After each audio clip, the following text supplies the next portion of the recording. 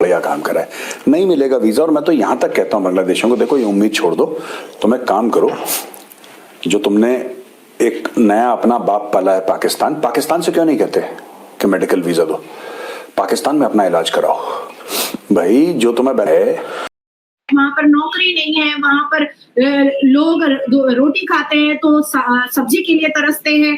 तो ऐसे कंडीशन में अगर बांग्लादेश बहुत ज्यादा पाकिस्तान से इन्वॉल्वमेंट रखना चाहता है या फैमिली एक्वेंटेंस में फैमिली रिलेशन रखना चाहता है, तो बात तो साफ है, दूध का दूध पानी का पानी हो चुका है। बांग्लादेश का जिक्र करते हुए कहा कि जी हम बांग्लादेश की हर तरह मदद करने के लिए तैयार हैं। ये जो मदद करने के लिए तैयार है ना, बड़ा कॉन्डिसेंडिंग समझा जाता है डिप्लोमेसी में कि आपसे हमने कोई मदद मांगी है, पहले तो ये बताइए क्या मदद करने के लिए तैयार हैं, हमने कौन सी आपसे मदद मांगी है। जलजीरा कह रहा है ये बात कि ये इंडिया जानबूझ के कर रहा है, जो बांग्लादेशियों को मेडिकल वीजा नहीं दे रहा है, जिससे उनको काफी दिक्कत हो रही है। विक्टिम कार्ड का रोना शुरू हो चुका है सर। देखो ऐसा है, सुनो, ये लोग ये चाह रहे हैं बांग्लादेशी की हिंदुओं को भी मारे जी, हमारा झंडा भी जलाएं, हमारे मंदिर भी तोड़ें, और फिर हम इनको वीजा देने बांग्लादेश भी जाएं और उनको थैंक यू भी बोलें कि आपने बहुत बढ़िया काम करा है। हमारे मुल्क के हालात स्टेबल नहीं है, हम दूसरे मुल्क के हालातों को स्टेबल करने के लिए बात है, इसीलिए तो मैं कह रहा हूँ उनको जाना ही नहीं चाहिए, मेरे तो ख्याल से नहीं जाना चाहिए उनको। पहले किराए की आग में नहीं ना जलना चाहिए। आप इस बात पे पाकिस्तानी आप इस हक में है ना कि अभी बांग्लादेश जल रहा है, उनकी जो है वो देखिए तबाही किस तरफ जा रही है, उनके मुल्क के हालात स्टेबल, हमें कूदना नहीं चाहिए पराई आग में। ये बांग्लादेश जो है ना, बड़े गैरतमंद लोग हैं। इन्होंने पाकिस्तान बनाने में जो किरदार इन्होंने अदा किया है, आज के पाकिस्तान में जो लोग रहते हैं उन्होंने नहीं हुआ, ढाका में ही हुआ। तो बांग्लादेश के मामले में थोड़ी एहतियात से काम लें। नमस्कार दोस्तों, जय हिंद। दोस्तों, एक बहुत ही बड़ी खबर निकल के सामने आई है कि भारत ने जो मेडिकल वीज़ा है वो भी बांग्लादेशियों का बंद कर दिया है। पिछले लगभग 40 से 42 दिनों से आर्थिक वीज़ा था या व्यापारिक वीज़ा था, वो तो भारत ने कैंसिल किया ही था। साथ ही साथ जो अपने परिजनों से मिलने या घूमने फिरने के लिए भारत आते थे, वो भी वीज़ा भारत ने बंद कर दिया। मेडिकल वीज़ा भारत इसलिए खोला था कि मानवीय आधार पर भारत किसी को भी मेडिकल वीज़ा बंद नहीं करता था। इसलिए मानवीय सहायता के लिए भारत ने मेडिकल वीज़ा खोला हुआ था। हालांकि हमारे कोलकाता के और बहुत सारे देशव्यापी डॉक्टरों ने ये कहा था कि हम बांग्लादेशियों का इलाज नहीं करेंगे, लेकिन फिर भी भारत ने बांग्लादेशियों को मेडिकल वीज़ा दिया हुआ था। लेकिन बस अब भारत ने ये कहा कि मेडिकल वीज़ा भी, भारत ने ये नहीं कहा आप हमारा अपमान कर रहे हो इसलिए नहीं, भारत ने इसलिए नहीं किया, भारत ने इसलिए किया क्योंकि भारत में बहुत सारे गैर कानूनी तरीके से बांग्लादेशी भारत में आए हैं। जो महाराष्ट्र में हैं इसका देखेंगे, या फिर पहले दिल्ली से, बिहार से, मुंबई से, उत्तर प्रदेश से, पहले भारत इलाज कर दे। पहले इन लोगों को, जितने भी बांग्लादेशी गैर कानूनी तरीके से भारत में हैं, उन लोगों को भारत पहले निकालेगा, उसके बाद बांग्लादेश को सौंपेगा, फिर नई शुरू से भारत जो है बांग्लादेश को वीज़ा देना शुरू करेगा।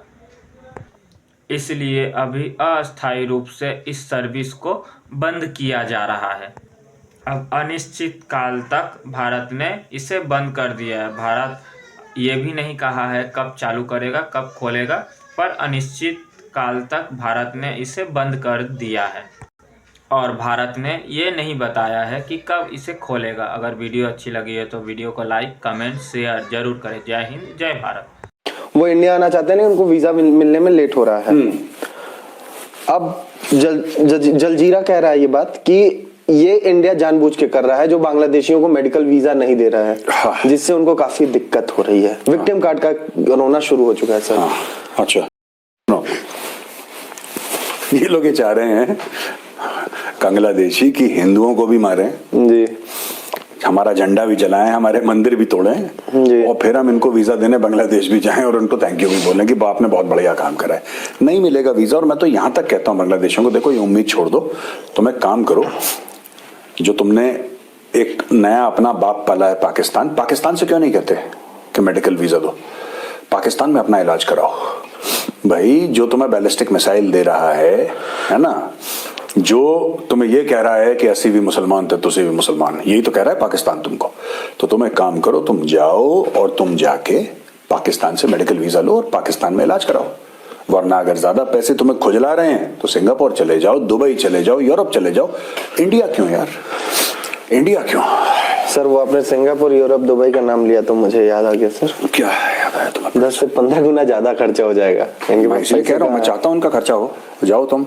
होना भी चाहिए ना खर्चे करने के लिए सर, पैसे वो खर्च करता है एक्स्ट्रा। एक जमाने में हम बड़े, हमारा दिल वो होता था, धड़कता था। किस लिए धड़कता था? हम तो बोलते नहीं यार बेचारा कोई इलाज करने के लिए आ रहा है, उसको मना नहीं करना चाहिए, और जियो पॉलिटिक्स अपनी तरफ और देश वेश की बात अपनी तरफ। लेकिन अगर कोई बेचारा है, अब यार दिल पत्थर हो गया।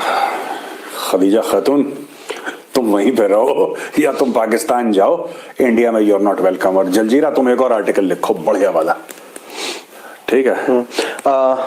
सर इसमें डेटा जो दे रहा है ये आर्टिकल में, वो कह रहा है कि ये सब जो हो रहा है, हाँ। इससे पहले एक दिन में लगभग 7,000 वीजा मिलते थे बांग्लादेशियों को। अब कितने मिल रहे हैं? 7 500 पे 7,000 से 500 पर आ गए। 6500 वीजा कम हो गए।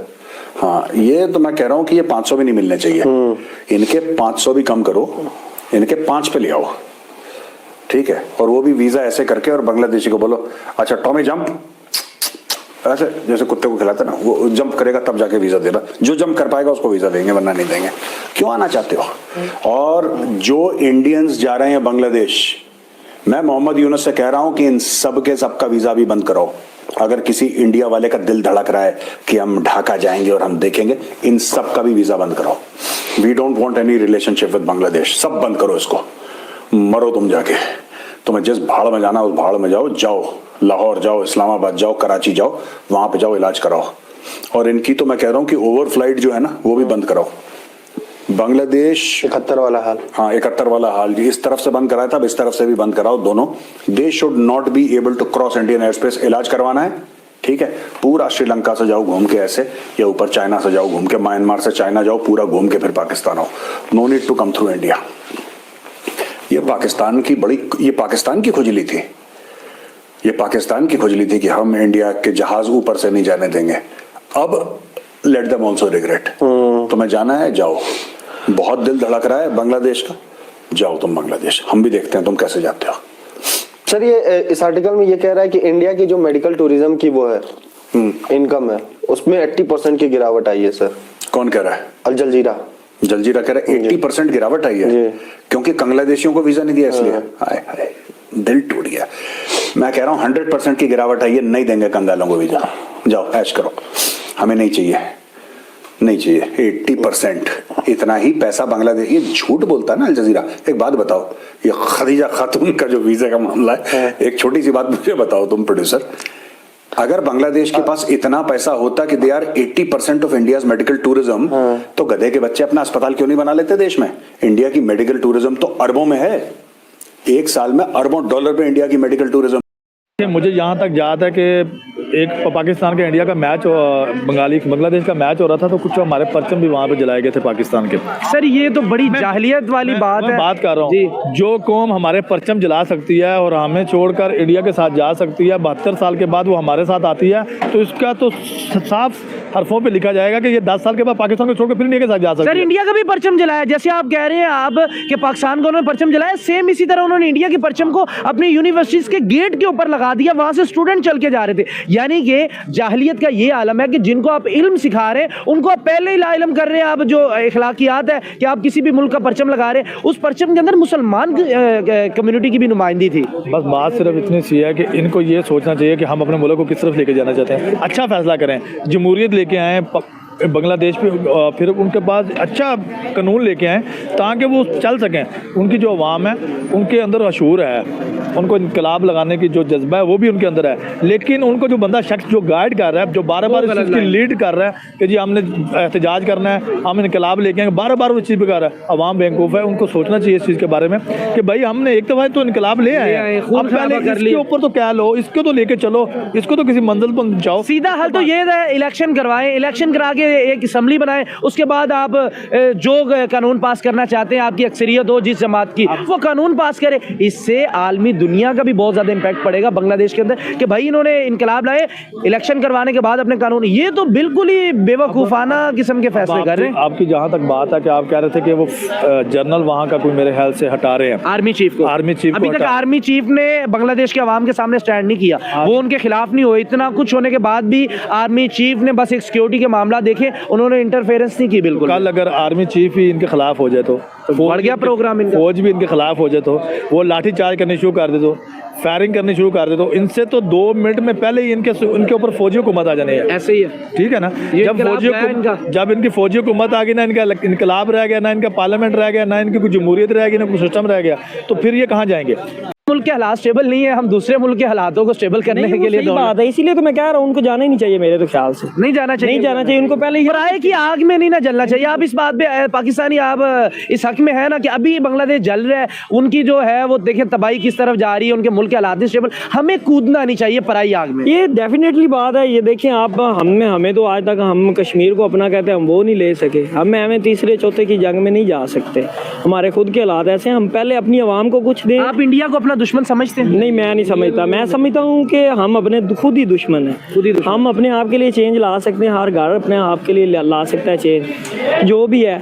और जब तक हम खुद ठीक नहीं होंगे, हमारे ये हम ही लोगों में से इदारों में भी आए हैं ना, हाँ। माएँ बहनें दें, तरबियत दें कि ये अच्छे आप जाके करें, तो इंशाल्लाह चेंज तो आएगा। देखिए स्कूल कॉलेजेस की जो पढ़ाई है उसमें आप एग्री करेंगे मेरी बात से या डिसएग्री, आपका जवाब चाहिए। हमें ये सिखाया नहीं जाता कि इंडिया आपका दुश्मन है? नहीं देखें, हमें टू बी ऑनेस्ट, अब मैंने एयरक्राफ्ट इंजीनियरिंग की हुई है, और मैंने तो कभी कहीं पे नहीं सुना कि इंडिया हमारा दुश्मन है। कभी किसी ने इस तरह नहीं कहा। ठीक है, वो एक होता है कश्मीर इशू की वजह से, एक जर्मन इशू है, वो रिजोल्व नहीं हो सकता, तो उसके अलावा कोई इस तरह हमारी स्टडी में तो नहीं है। चूँकि हमें अपने आप को बिल्ड करना है, तो हम इस सेंस में नहीं जा सकते। फाइनली आप पाकिस्तानी कौम को क्या पैगाम देंगे इस वक्त? हमें एज ए पाकिस्तानी हम क्या इस हालत में है कि हम बांग्लादेश के साथ स्टैंड करें? हम बांग्लादेश के क्या, हम पाकिस्तान एज अ नेशन खुद बहुत नीचे गिर चुके हैं। हम इंडिया से हर चीज़ में 50 साल पीछे हैं, एजुकेशन में भी। हम पहले उस चीज़ को अपने आप को बेहतर करें। जब हम इस लेवल पे पहुंच जाए कि हम में कुछ अचीव कर चुके हैं, तब जाके हम फिर वो जो है ना दूसरे किसी के मसला, क्योंकि हमारा अपना मसला नहीं हल हो रहा, तो हम किसी का क्या करें। बहुत अच्छी भाई ने बात की, टू द पॉइंट बात इन्होंने की है, और यही मेरा अपना ज़ाती यही ख्याल है और ओपिनियन है कि जब तक बांग्लादेश और इंडिया के मामला तय नहीं हो जाते, हमें किसी तरफ भी स्टैंड नहीं करना चाहिए और पराये की आग में नहीं जलना चाहिए। आप जैसे मैंने कल बांग्लादेश वाले दोबारा से अपने मुल्क के साथ कुछ कहीं ना कहीं गड़बड़ करने जा